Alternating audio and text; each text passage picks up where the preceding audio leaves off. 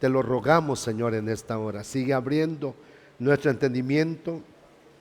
Que cada uno, Señor, de mis hermanos que viene con esa necesidad de aprender, se vaya satisfecho, Señor, en este día. Porque tú lo estás enseñando, los estás preparando, Señor. En el nombre de Jesús te lo pedimos. Amén, amén y amén. Bueno, cuando hablamos, mis hermanos, de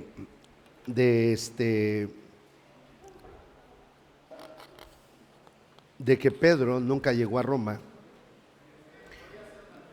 ¿sí? No sé dónde está Juan José. O si no, busca ahí el micrófono, ¿sí?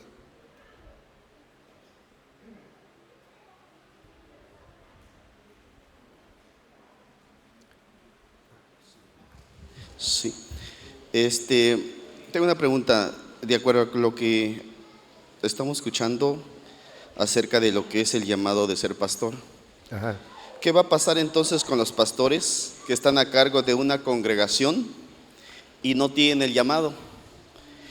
Y se ve como poco a poco la iglesia va quedando en una etapa de conformismo. No se regresan al mundo, pero entonces se empieza a ser religiosa. Sí. Digo, porque está muy visto ya que se está moviendo mucho esa parte. Y sí es algo fuerte. Mira, no, de una vez tener tu micrófono ahí. Creo que el tiempo está llegando para, hablemos de un nivel ministerial. Cuando dice en Isaías que Dios pondrá pastores de acuerdo a su corazón. Creo que el pastor, el que por alguna razón entró y no fue puesto por Dios, se va a dar cuenta de que no va a tener ese respaldo. O bien él mismo deja ese lugar que tomó y dice, pues no es aquí mi lugar, no tengo el llamado, o Dios lo hace a un lado. Porque aquel que está ocupando un lugar en el pastorado, claro, que esa persona lo van a llamar a cuentas, Marcos, lo van a llamar a cuentas. Yo tengo ese temor. Lo van a llamar a cuentas, que le van a decir, bueno, mayormente el que lo puso.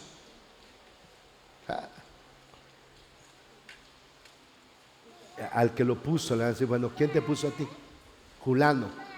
¿Cuándo te dije yo que lo pusieras a él?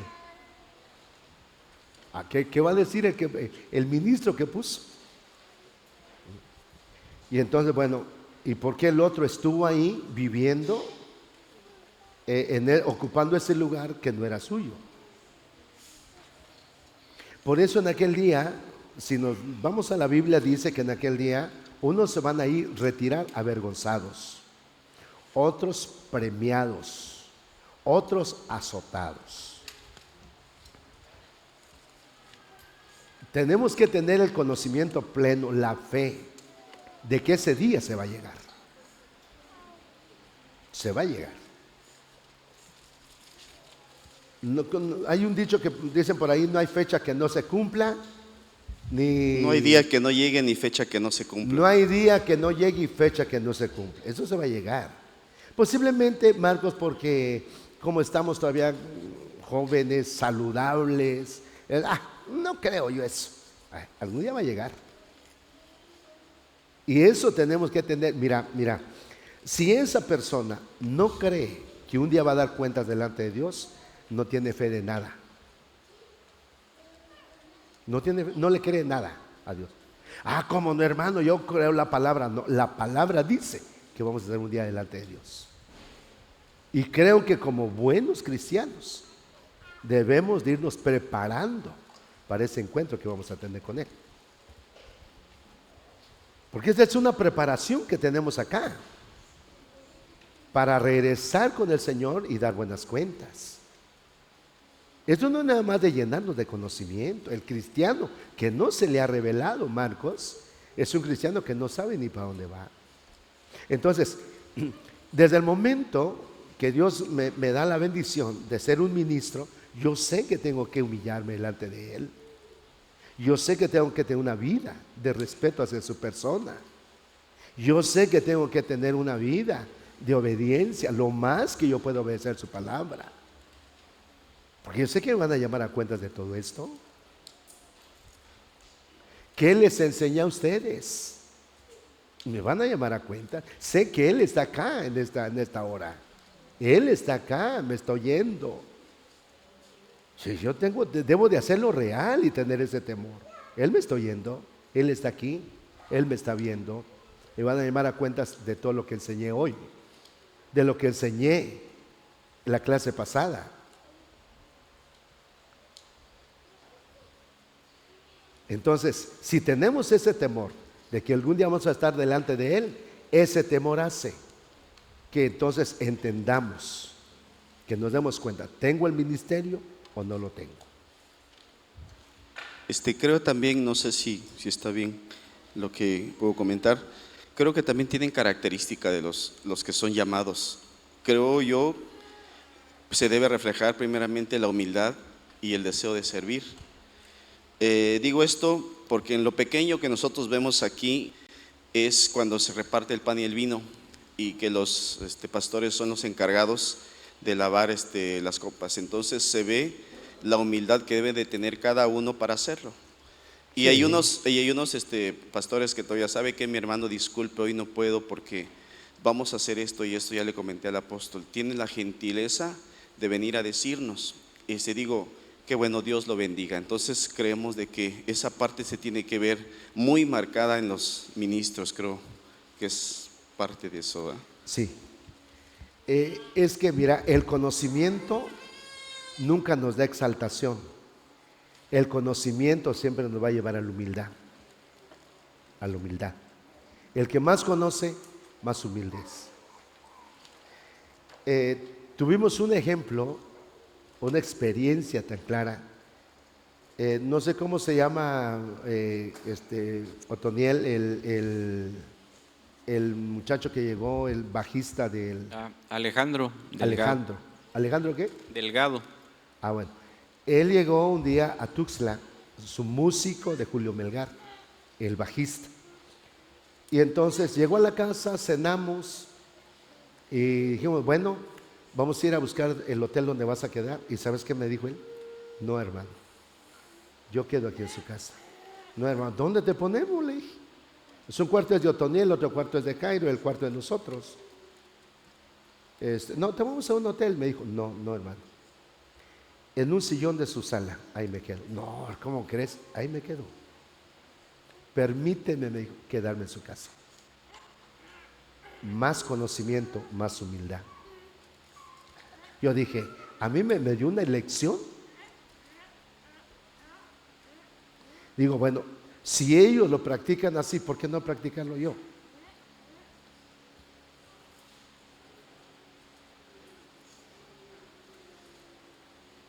Entonces jamás el conocimiento nos lleva a tener exaltación, porque el conocimiento nos lleva a conocer quién es el Señor, cómo vivió Él. Y de esa manera empezamos a tener la humildad también nosotros. Dios bendiga a los hermanos donde voy a visitarlos, que estoy saliendo y mañana me toca ir ya, mañana voy a Bumilja.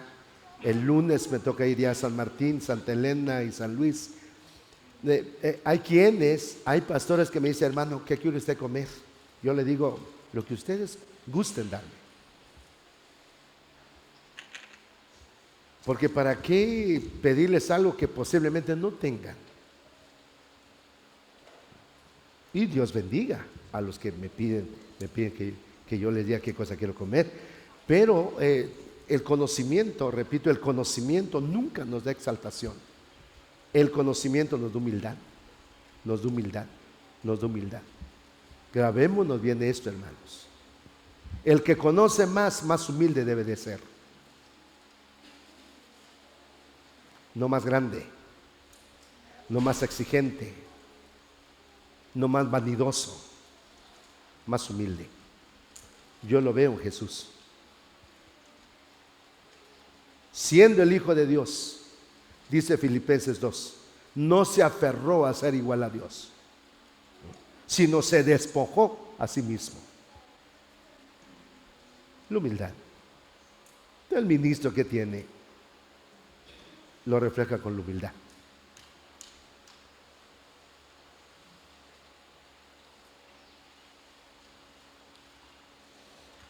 Dice aquí los últimos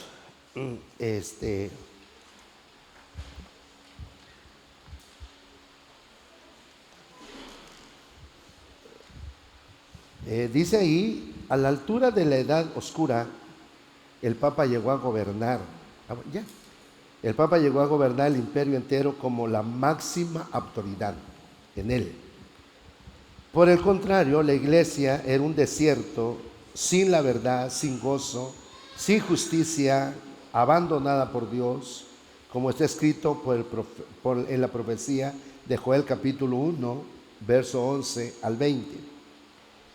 Dice, en el año 590 a 1073 después de Cristo, el poder del Papa llega a la supremacía y termina con Gregorio VII, quien fue considerado poseedor del poder más grande. De 1073 a 1294 después de Cristo es la época más oscura de la historia de la Iglesia. Dele la vuelta a su hojita, por favor. Dice aquí, de 1294 a 1517, el poder del Papa comienza a declinar y varios grupos comienzan a levantarse, terminando esta era con el, dice, avivamiento de la ciencia y las artes, que se conoce con el nombre de el Renacimiento. Ya ahí dice, ve el cuarto árbol, pero ya lo tiene usted en la hoja.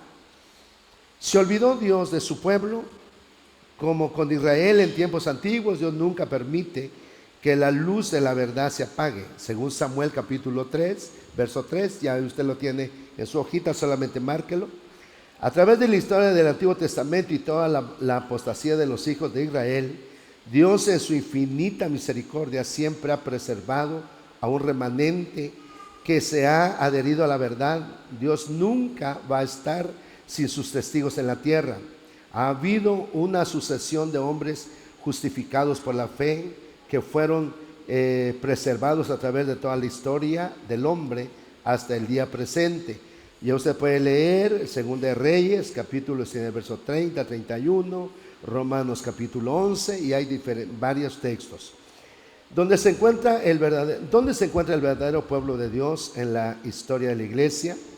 Es desafortunado, pero desde el año 150 después de Cristo, tenemos que mirar a aquellos grupos a los cuales la Iglesia consideraba herejes para encontrar el verdadero creyente que adoraban a Dios en espíritu y en verdad. Por un estudio minucioso se puede probar que Dios a través de la historia preservaba un pueblo para llevar su nombre. Siempre ha habido grupos aislados de creyentes que han tenido una experiencia con el Señor y que viven conforme a ella, cueste lo que cueste. Entonces, la Babilonia, lo que le decían los cristianos que habían quedado en aquel tiempo, le llamaban que eran herejes, porque ellos buscaban adorar a Dios en espíritu y en verdad, buscaban obedecer la palabra, buscaban caminar con temor de Dios, buscaban, hermano, estar en obediencia. Entonces Babilonia, miren cómo van cambiando las cosas, les llamó que esos eran herejes porque no estaban de acuerdo a las ideas que ellos tenían. El periodo moderno, dice aquí en 1517, saltemos donde dice la iglesia en decadencia a poder. Dice a la decadencia vista en figuras del Antiguo Testamento, el sacerdocio corrompido en el periodo de los jueces. Entonces miren, desde dónde el sacerdocio se corrompió. En el tiempo de los jueces. Se corrompió también en el tiempo de los profetas. Yo quisiera que vieran por ahí, primero de Samuel capítulo 2, primer libro de Samuel capítulo 2. Capítulo 2, verso 27 al 30. ¿Lo tiene? Lo leemos. Dice, Y vino un varón de Dios a Elí y le dijo, así ha dicho Jehová, dice aquí, no me manifesté yo claramente en la casa de tu padre cuando estaban en Egipto, en casa de Faraón. 28. Y yo le escogí por mi sacerdote entre todas las tribus de Israel, para que ofreciese sobre mi altar y quemase incienso y llevase ephod delante de mí. Y di a la casa de tu padre todas las ofrendas y de los hijos de Israel. Verso 29. ¿Por qué habéis hollado mis sacrificios y mis ofrendas que yo mandé ofrecer en el tabernáculo?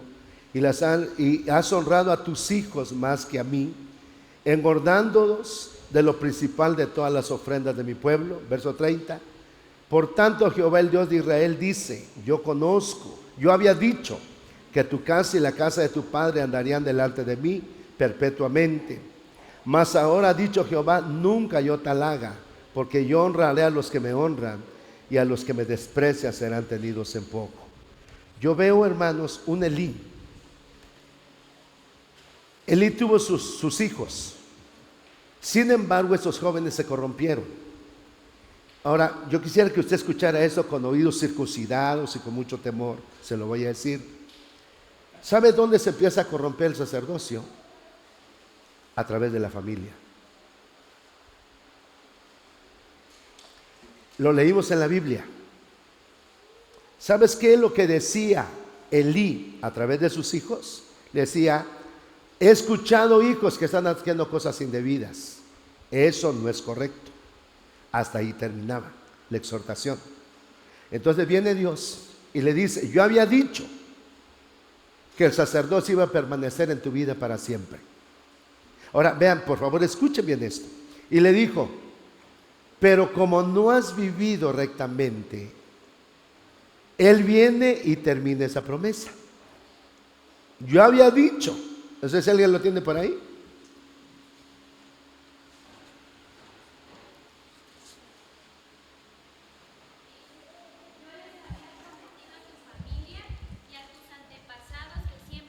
Mis sacerdotes. Oiga la promesa, ahora miren la promesa.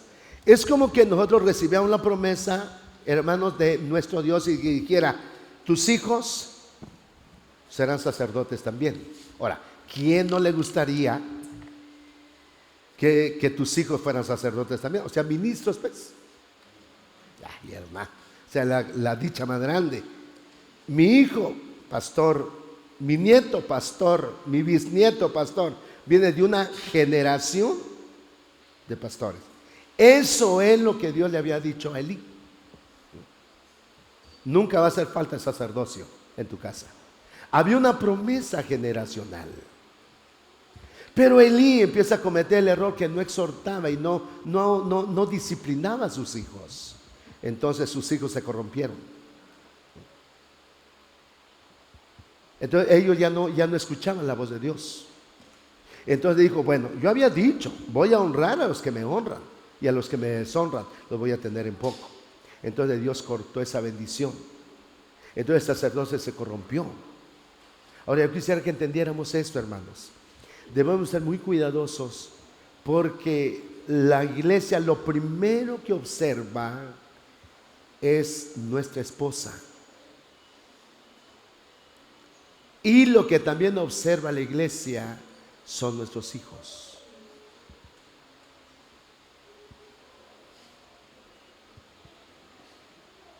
Ahí está la mirada de toda la iglesia. La familia, la familia, la familia.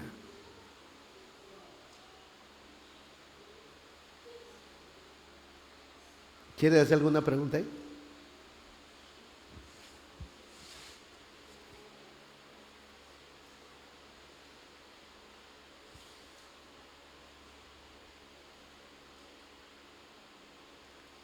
Elí no pudo con la familia. Se corrompió su sacerdocio. Por eso entonces Dios levanta a un Samuel. Entonces yo te invito, dedica tiempo a tus hijos. Pastor, Dedica tiempo a tus hijos. Padre Santo, cuesta. Digan amén, hermanos pastores. ¿Cómo sería entonces la enseñanza cuando un matrimonio es disfuncional? En el sentido de que uno de los dos sí va a la iglesia y el otro no.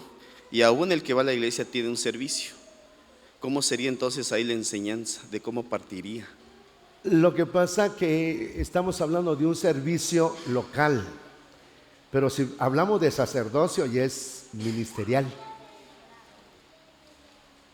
Entonces, sí pueden llegar, Marcos, puede llegar una hermana que su esposo no quiere llegar a la iglesia, pero no estamos hablando ministerial. Entonces, puede tener un privilegio, claro, adelante, porque ella es la que busca a Dios, es la que quiere agradar a Dios. Entonces dice Corintios capítulo 7, si alguna está casada con un hombre incrédulo, pero el incrédulo quiere vivir con la cristiana, dice, no lo abandones. Pero si el incrédulo quiere irse, tampoco lo detengas. Ahora, ¿se le puede negar un servicio a la que Dios le dice, no lo abandones? No, ella hay que apoyarle en su vida espiritual. Pero aquí estamos hablando de un sacerdote. Ahí está pesado y el asunto. Porque entonces estamos hablando ya de un sacerdocio, hermano. Y el sacerdote está al frente de todos. La esposa está al frente de todos. Los hijos están al frente de todos. Entonces la iglesia sabe, ve cómo se comportan nuestros hijos. Entonces yo te invito, dedica tiempo a tus hijos, acércate a ellos, procura convertirte como un amigo con ellos. Ahí lo ven si no quiere. Yo ya no puedo hacer más, eso es ya asunto de ustedes. Pues no sé si puedo decir esto, Roberto, de lo que pasó con tu hijita. No es malo, nada más porque ella quería estar en la escuela. No es malo. No, bueno. Entonces sucede de que me dijo el pastor Roberto hace como un año, hermano, ¿qué puedo hacer? Me tomaron en cuenta un servicio de la comunidad. Por motivo de que mi hija está estudiando en la escuela de la comunidad. ¿Qué hago, hermano? Dice, no puedo estar en el pastorado porque me exigen demasiado en el servicio de la comunidad. Entonces yo pienso sacar a mi hija para que no estudie y dedicarme en el pastorado. Yo le dije, no, hijito, no. Porque si tú ahorita le dices a tu hija, ¿sabes qué? Te saco de la escuela y nos vamos a pastorear. El día de mañana te van a decir, ¿sabes qué, papá? Por tu culpa yo no estudié. Y yo no quiero que el día de mañana tú te sientas culpable, acusado por tu hija. Sigue en tu servicio de la comunidad. ¿Y cómo le hacemos entonces en la obra? Voy a ver quién ocupa ese lugar por lo pronto. Porque cuando los hijos se le interrumpen, hermanos, sus deseos que tienen de estudiar, el día de mañana van a echarle la culpa a la iglesia por culpa de que mi padre no sale de la iglesia, que está al tanto de todos los hermanos, no me dedicó tiempo a mí. No cometas ese error. Escucha bien, por favor. Los hermanos cuando se van de la iglesia ni te lo agradecen. Y dedicaste tiempo ahí. Y un hijo permanece en la casa. Dedica tiempo con tus hijos. Yo tengo que hacerlo con mis hijos.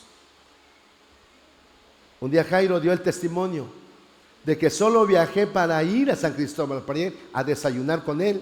Desayuné con él, después me dijo, bueno, papá, vamos a la casa. No, hijito, me voy para Cocingo. ¿Cómo? No vas a venir todo el día, no, hijito, solo vine porque quería desayunar contigo, porque no tengo más tiempo. Ya platicamos, ya comimos ya me regreso, pronto vuelvo otra vez. Dedica tiempo a tus hijos. Los hermanos se molestan y se van, tus hijos siempre se quedan.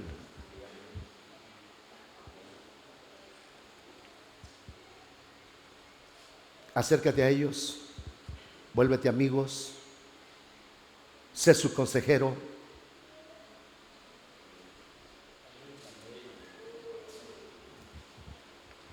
Porque estás formando, hermano, una vida. Elí no tuvo ese tiempo. Solamente escuchaba lo que decían sus hijos. Pero estaba muy enfocado en el sacerdocio. Y descuidó lo más importante, su propia viña. Tú no descuides tu propia viña. Te lo vuelvo a repetir, hermano, te lo digo con todo mi corazón. No descuides tu propia viña. No lo descuides. Comprende a tus hijos, porque lo que más necesita un joven, un adolescente, es comprensión. Que tú como padre te acerques a ellos y que ellos tengan la confianza de contarte sus situaciones, sus tristezas, sus ilusiones, sus emociones que están pasando, y que tú les aconsejes. Qué bendición para el sacerdote, el ministro que se siente con sus hijos a platicar. Qué bendición tan grande. Lo que quedes, hijitos, yo cometí ese error, hermano. Cometí ese error en San Cristóbal. ¿Sabes qué hora llegaba a la casa? A dormir.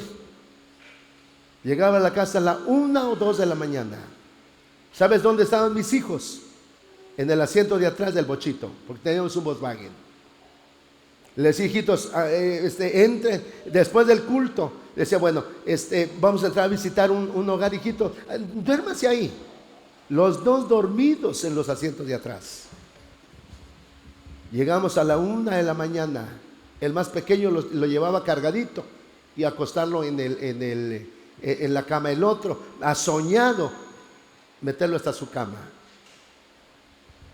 Cuando venía a darme cuenta, uno de mis hijos estaba con los grafiteros. Venimos a pastorear, llegamos a pastorear a Comitán. Y cuando estaba en la escuela, mis hijos, yo no sabía que no tenían clases. Ellos iban todo el día a pasear con sus amigos y yo ni cuenta. Todo por estar con los hermanos visitando uno, visitando al otro, visitando al otro. Y mis hijos abandonados. Entonces Elí le llama la atención. Yo había dicho que la bendición estaría contigo, el sacerdocio estaría contigo, pero ya no voy a hacer eso. No permitas que por el descuido de tu familia vayan a quedar fuera del sacerdocio tus hijos. Te repito, los hermanos cuando se les antoja irse, se van y ni siquiera las gracias nos dan. Así es. Entonces, yo lo que busqué con Roberto, porque tu hija se puede poner en contra de ti y en contra de la iglesia. Papá, por estar con esa iglesia. ¿Qué es lo que dijo Jairo la vez pasada? Yo viví enojado con la iglesia mucho tiempo. ¿Por qué? Porque sentí que la iglesia me quitó a mi padre. Él no estaba conmigo cuando estaba más pequeño. ¿Dónde estaba yo visitando? ¿Dónde estaba en la iglesia, involucrado en la iglesia? No descuides tu familia. Acércate a ellos. Dales amor. Compréndeles. Pero hazlo. Hazlo. Hazlo.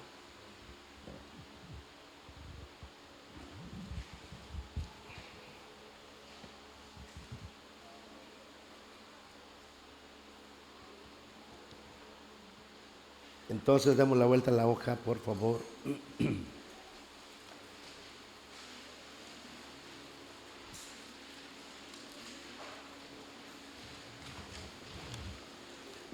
¿Quieren leer 1 Timoteo capítulo 3, versos 4 y 5? Alguien que lo lee en voz alta, hermano. Primera carta de Pablo a Timoteo capítulo 3, versos 4 y 5.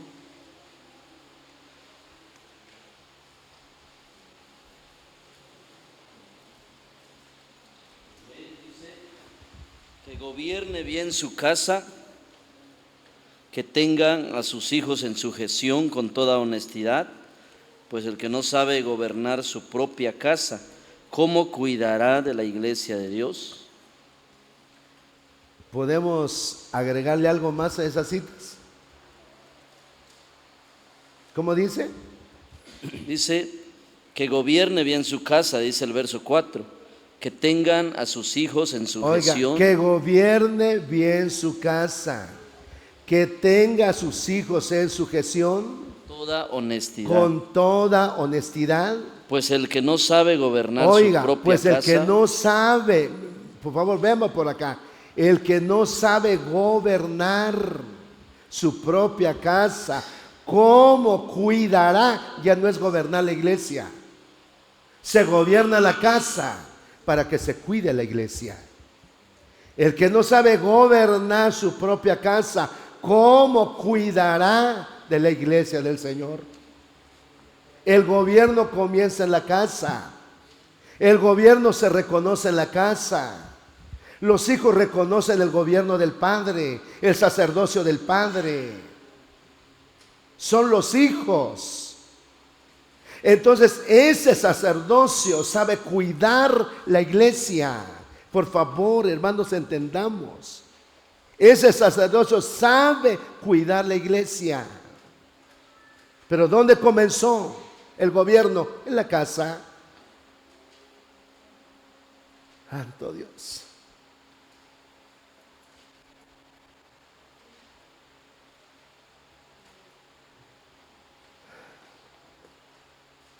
Si hay algo que agregar, hermanos pastores, agréguenlo. ¿Alguna aportación?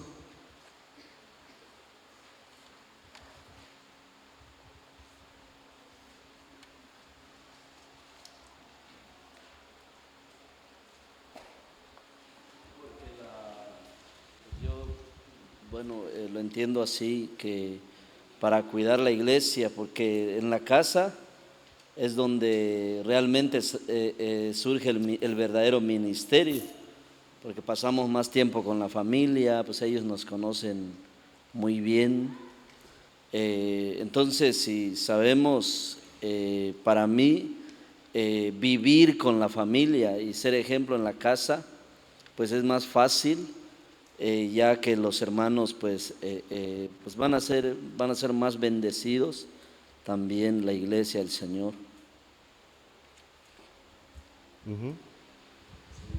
Entiendo que el verdadero ministerio empieza en la casa, porque es donde pasamos más tiempo, es donde está la realidad de la vida, pues más que nada, del ministro.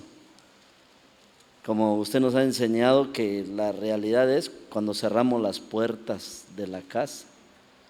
Así es. Entonces, eso va a impactar, ¿no?, en la iglesia. Crece la familia, estamos en el mismo sentir para alabar a Dios, bendecir a Dios. De hecho, creo que eso es lo primero, apóstol, que yo estaba entendiendo desde ese rato, que un ministerio que Dios está constituyendo tiene que poner ese deseo también en la esposa, ¿no? No puede llamar solo al varón, sino tienen que ser a los dos. Y ya el trabajo de los dos es meter a los hijos también en el mismo sentir. No sé si estoy bien, porque eso vi cuando empezamos a servir desde un principio. Ahí el sufrimiento era de que mi esposa no estaba en mi sentir de servir al Señor. Me acuerdo que una ocasión el apóstol Guillermo llamó a los matrimonios que querían servir a tiempo completo. Yo tenía todo el deseo, estaba disponible el amor, pero mi esposa no. Entonces yo le decía, es nuestra oportunidad para que le sirvamos a Dios. Pero ella decía, no, yo no quiero, si quieres ir tú solo, ve. Y yo me sentaba, me paraba, me sentaba. porque yo quería pasar, pero ella no estaba lista. Entonces entendí que tenía que trabajar más con ella, pedirle al Señor que la pusieran en ese sentir, si es que realmente el Señor me estaba llamando. Y gracias a Dios, pues no pasó mucho tiempo cuando ella fue la que quiso ir a servir también a tiempo completo. Yo creo que es necesario que nos apoye, aunque el ministerio se lo dan al varón, pero ella es la ayuda al ministerio. Yo pienso que cada uno tenemos una experiencia diferente. En mi caso fue muy diferente. Y yo sentí el llamado, mi esposa no quiso, le dije, bueno, te quedas y quita en la casa y me voy a trabajar en la obra. 7 meses trabajé solo. A mi esposa le hice una galerita para que pusiera pollos.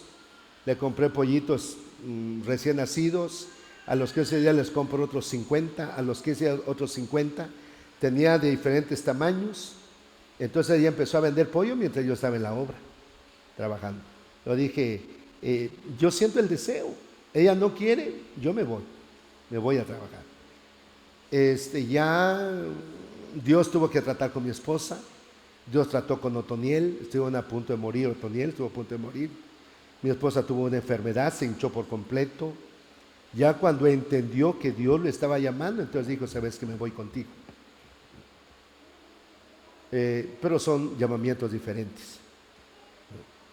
Entonces yo pienso que podemos contar la experiencia a cada uno, pero cada uno tenemos una experiencia que realmente Dios nos hizo sentir que nos estaba llamando a la obra del Señor.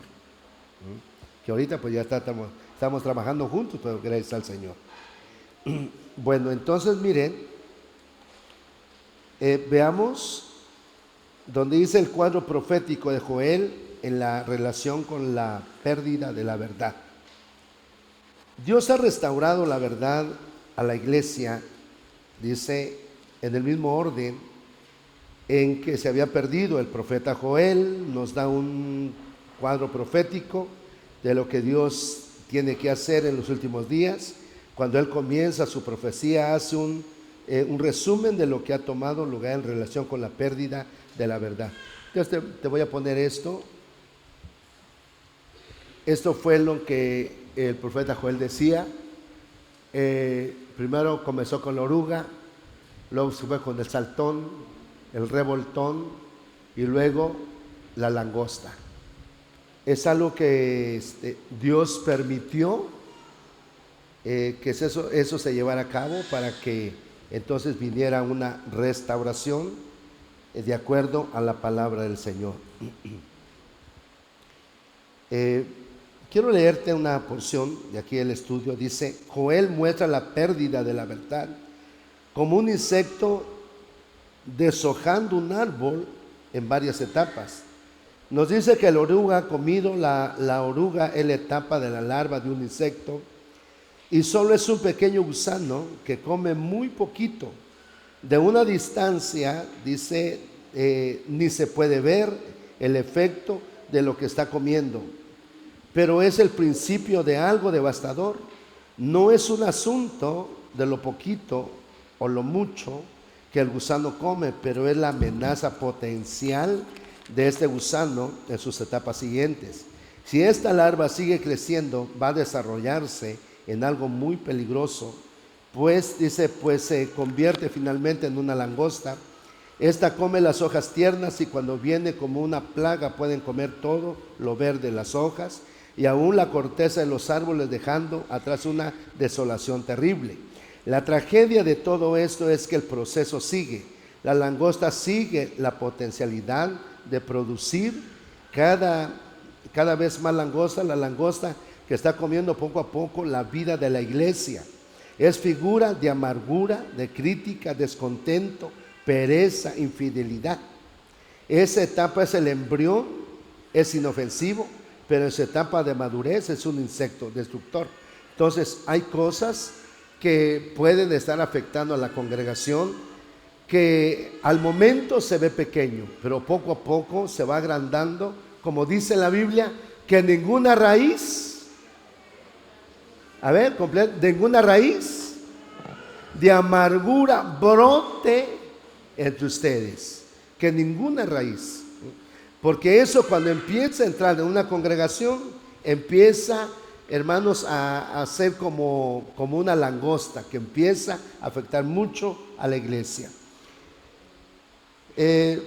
Leemos, por favor, le damos la vuelta de la hojita.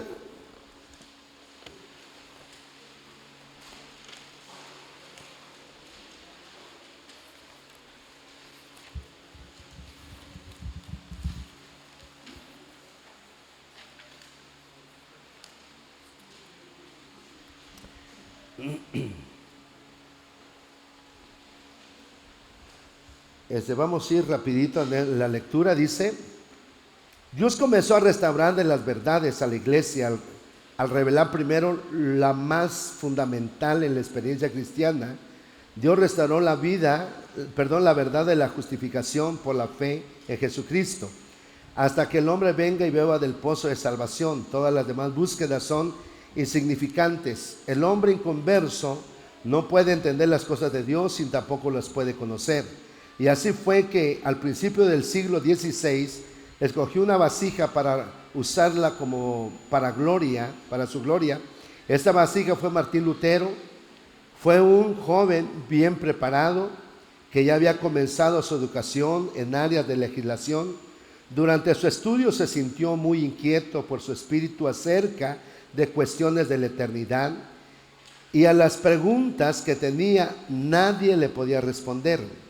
Era miembro de la iglesia, pero carecía de la salvación personal. Esa preocupación espiritual le hizo abandonar su carrera y unirse a un monasterio donde esperaba encontrar las respuestas de sus muchas preguntas. Quisiera que subrayara, si usted gusta, donde dice: y las preguntas que tenía nadie se las podía responder. Martín Lutero tenía muchas inquietudes, sin embargo, no se lo podían responder. Entonces quisiera que pusiéramos atención en esto. Es muy importante, repito esto, que un ministro, si me estás oyendo, no siga leyendo, vamos a ir poco a poco. Es muy importante que el ministro esté preparado, bien preparado, porque van a haber ovejitas que le van a hacer algunas preguntas. Y entonces es importante que tú le des una buena respuesta. Me llamó la atención porque dice: Martín Lutero llegó a un convento donde estaban puros monjes. Y Martín empezó a hacer preguntas, hermano, empezó a hacer preguntas y no les podían responder. Quiere decir que tenían, los monjes tenían ese lugar, pero que no tenían un conocimiento claro también. Por favor, pon mucha atención. Es importante que nosotros nos sentemos con la iglesia y le preguntemos cómo se sienten doctrinalmente, cómo están en cuanto al conocimiento de la palabra, cómo están en cuanto al conocimiento matrimonial, cómo están en cuanto al conocimiento de su departamento, cómo están en cuanto al conocimiento familiar. Es necesario, hermanos. Si nunca lo has hecho, yo te invito a que lo hagas. Naya Méndez. Si nunca lo has hecho, es importante que lo hagas. Siéntate con el pueblo. Pero hermano, es que voy a predicar. Es más importante que te sientes con ellos y vamos a platicar, hermanos, cómo se han sentido, cómo se identifican con la doctrina que tenemos, cómo se sienten en sus privilegios, qué sienten que les hace falta. Es muy importante.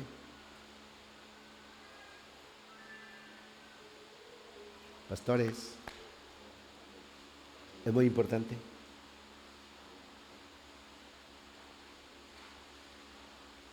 Diga, si lo quieren comentar, lo hagamos.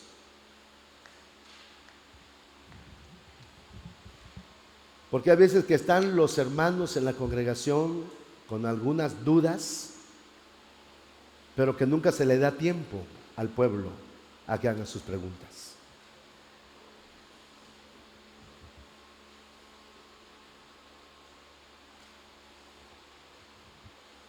¿Algún comentario?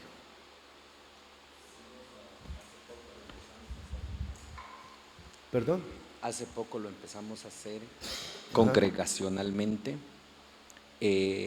Claro, es bueno seguir las enseñanzas, seguir enseñando, pero el Señor me ayudó a entender que en ocasiones no todo queda en claro.